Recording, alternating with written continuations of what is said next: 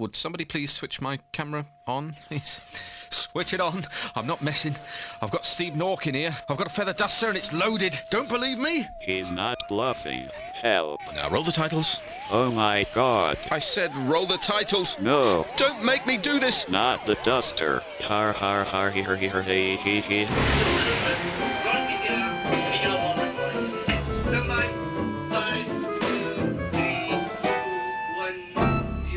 TV offal, the mechanically recovered meat of television. Now, this celebration program is not intended in any way at all to be a historical documentary. All we're trying to present to you is an informal reintroduction of some of the people who have helped fuck up television. And in tonight's never-before-seen collection of TV offal, we show you the secret shame of Riverdance, a foul-mouthed outburst from Jim Bowen. But we start with famous singers committing suicide in TV offal's very own Kamikaze Karaoke. If you want to know what the stars really sound like, here's your chance with Kamikaze Karaoke. If you're an estrogen-crazed teenage girl, Boy's Own sound wonderful to you. But I'm nearly 40, I've got tits, and this is how they sound to me. I can't continue guessing, because it's only messing with my pride, with my mind, So right down this time, love me for fun, girl. Let me be the one, girl. Love me for a reason. Let the reason be love. Don't love me for fun, girl. Let me be the one, girl. Love me for a reason. Let the reason be love. Rock videos... Sorry, I'm having my lunch. Rock videos are not, of course, a new phenomenon. Back in the 1970s, BBC Wales was at the cutting edge of the pop music industry, producing its own answer to Top of the Pops, Disc a Dawn. Presented by a part-time geography teacher sporting a seed packet shirt, Disc a Dawn unwaith o'r ban, ond tro yma maen nhw ar ffilm. with a studio audience of happening Celtic teenagers crazed on a heady and dangerous mix of Barrett's sherbet fountains and crisps. This is a typical example of a Welsh chart topper. Helo goeden, sut mae'r tywydd, wyt ti'n gwybod rhywbeth newydd, a oes gen ti ddim i'w ddweud. Teimlad heini. Don't mock it, kids. If you've got any Welsh blood inside you, this woman could be your mother. These poor people are dying. Talking of which, changes tone of voice to sombre. It is with deep regret that we now interrupt this programme with an obituary.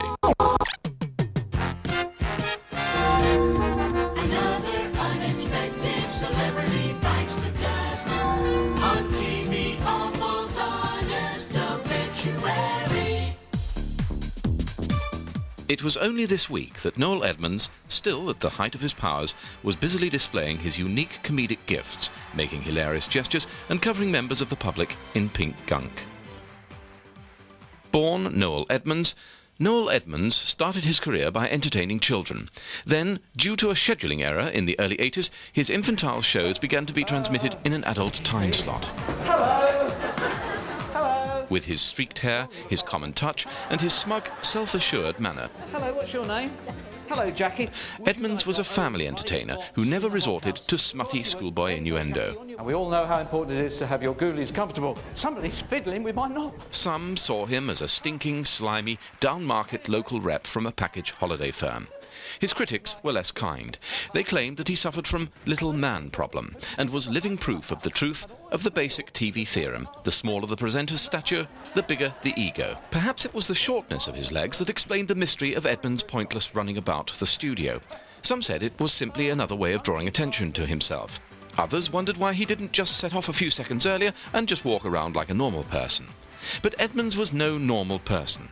Right up to his death this week, Edmonds, a sensitive man who refused to endorse products which might ordinarily have been useful to him, never courted publicity. But Noel Edmonds' life was clouded by tragedy. Luckily, always other people's tragedies, never his. In his desire to tickle the nation's funny bone, an untrained member of the public has, in the past, ended up breaking every bone in his body, while attempting to perform what proved to be a lethal stunt for Mr. Edmonds' programme. However, in recent years, the BBC insisted that such dangerous stunts must be avoided on his show, so So instead, as in his last show, broadcast just a few months ago, Noel would simply spin and hurl members of the public around the studio, an intensely amusing idea that raised only the far safer dangers of dislocation, fracture and concussion.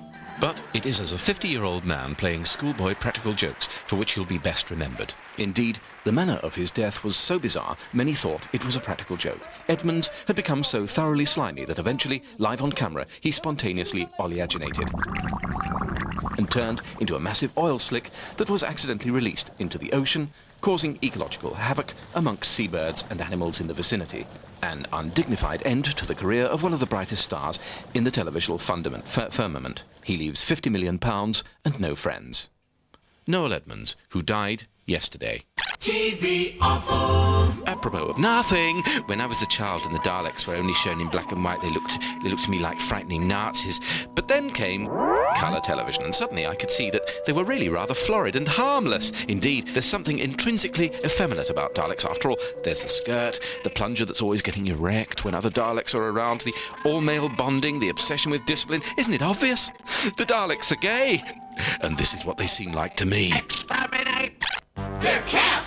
They exterminate. Better watch your backs. It's the gay Daleks. Where have you been all day, you bitch? I have been cottaging on the heath. Did you score? No, not so much as a quick one off me plunger. But guess who I saw at the underpants section in Selfridges?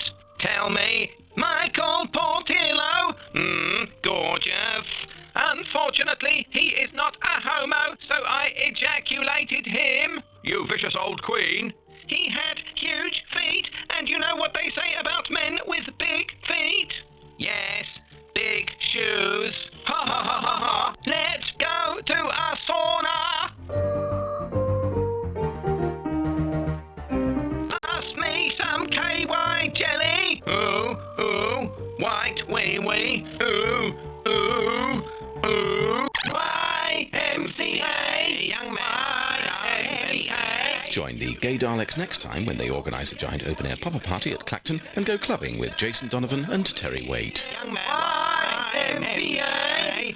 Tantrums of the Week. Tantrum of the Week. This is QVC, whose viewers have an IQ of 3, and since it takes 2 to grunt, we're talking low. Low, low, low. As for the presenters, they're sad people who are unable to realise that life is just that little bit too short to be turning cucumbers into Mobius strips. And this is ex-Anglia TV announcer turned QVC star, Paul Lavers. He's just read a review that I'd written about him in that evening's newspaper. He's been brooding about it all night, and now he's throwing a tantrum in my direction at 2 a.m, little suspecting I'm watching and had my TV Offal video recorder running. I know what Victor Lewis Smith of the Evening Standard would be saying. Well, of course you lift it with the handles. Yeah, OK, Vic, me old mate.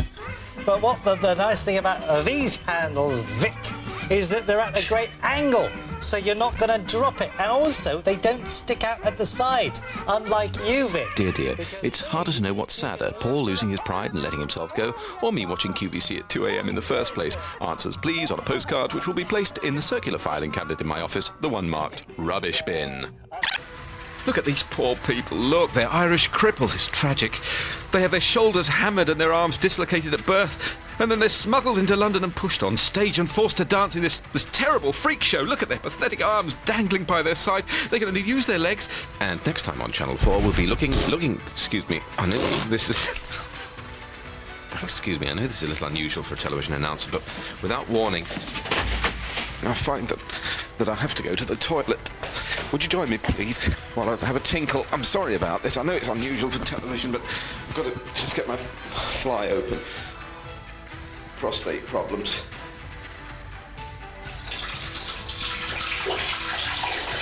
There you are. I'm having a wee-wee. I think this is a first on British television as well. And now it's time to show the secret films. The clips, the stars hope we'd never see.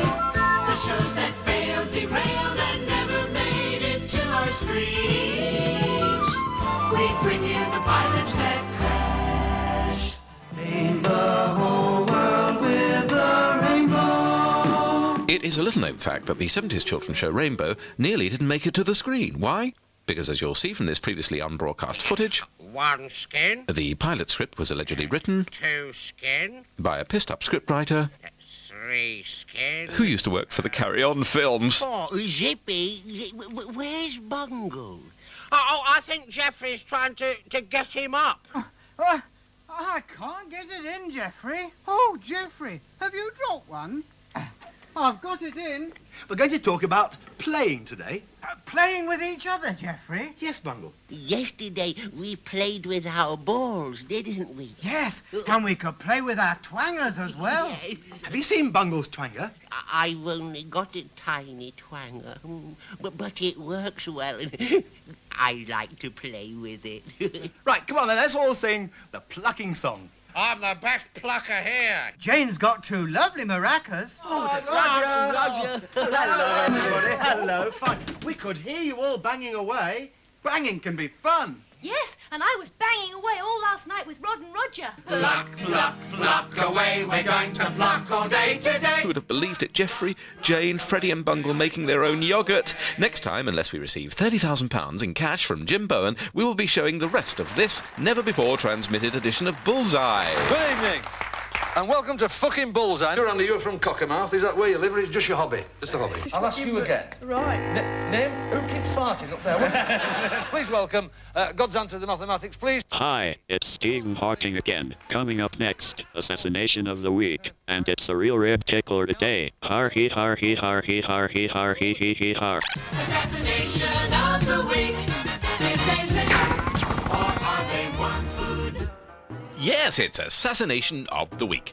And we take you back to South Korea in 1974. Meet the Korean president, Park Chung-hee, and his charming wife, Suk. In Korea, they really know how to heckle, but on this occasion, not even Bernard Manning could deflect the criticism. Well, did the president end up worm food, or did he escape? Decide now. Guess correctly, and you could win a free lifetime supply of oxygen. Join TV Offal after the break. TV Offal. Welcome back to TV Offal. I'm sorry about that. Before the break, we asked you whether President Park Chung-hee was killed by the assassin's bullet and consequently moved out of office and into the Pine Bungalow. Watch closely. Gunman runs up, fires at the president, but oh dear, it's the president's wife who copped it. And would you believe it? The president, shaken but not stirred, is already back on his feet.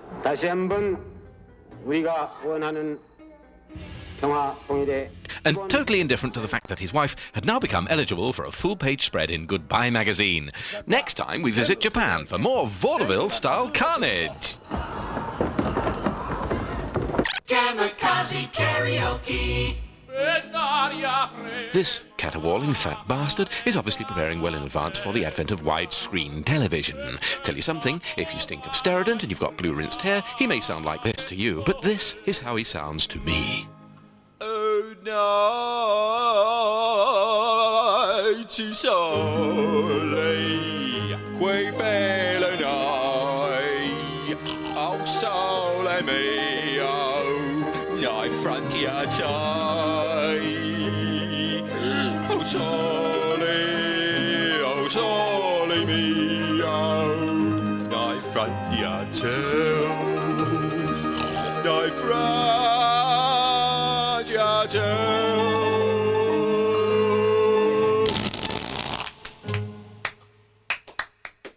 You've already met the pilot that crashed. Now for the ad that crashed. For